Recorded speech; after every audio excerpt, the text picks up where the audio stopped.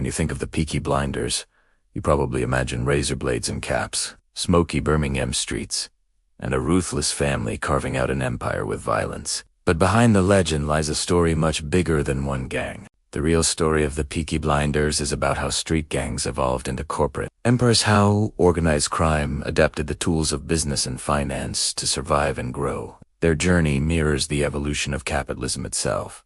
What began in back alleys with petty theft ended up as an early lesson in financial systems that still shape our world today. The original Peaky Blinders weren't the slick, powerful figures you see on TV.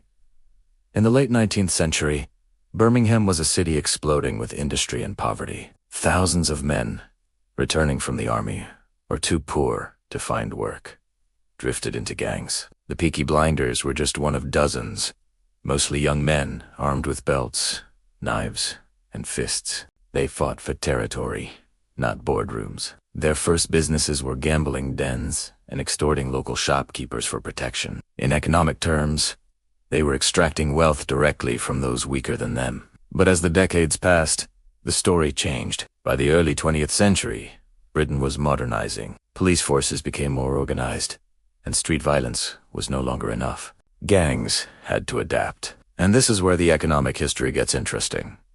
Crime became business. Groups like the Peaky Blinders started laundering money through pubs and betting operations. They bought influence with politicians and police. They began using contracts, front companies, and even investments to mask their profits. What looked like chaos on the streets was actually an early stage of corporate strategy. This wasn't just happening in Birmingham. Across the Atlantic, American gangs were following a similar path. During Prohibition in the 1920s, bootlegging gangs made billions. The smart ones reinvested. They bought legitimate businesses, breweries, trucking companies, nightclubs, creating what economists call vertical integration. They controlled the entire pipeline, from production to retail. It was a corporate model, just wearing a gangster's face.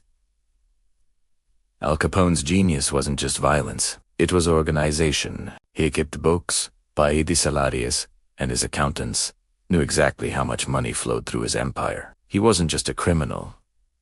He was the CEO of an underground conglomerate. Back in Britain, the Peaky Blinders eventually faded, but the model they represented never disappeared. By the 1930s, new gangs dominated racetrack betting and built sophisticated financial networks. They used accountants and lawyers. They understood that real wealth wasn't the cash in your pocket.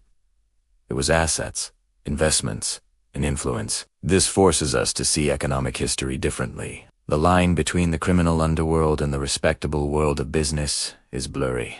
Money laundered through gambling looks a lot like capital raised for a factory.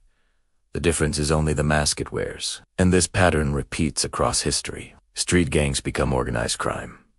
Organized crime becomes business. In Japan, the Yakuza evolved from street gamblers into corporate-style syndicates, issuing business cards and investing in construction and finance. In Latin America, drug cartels became vertically integrated empires, employing lawyers and PR experts. Yesterday's gangster becomes today's tycoon because the underlying financial incentives never change. So what does this mean for us today? When you look at the corporate giants that dominate our economy, ask harder questions about their origins. The distinction between criminal and corporate is often just a matter of who writes the law. What was once smuggling can become trade.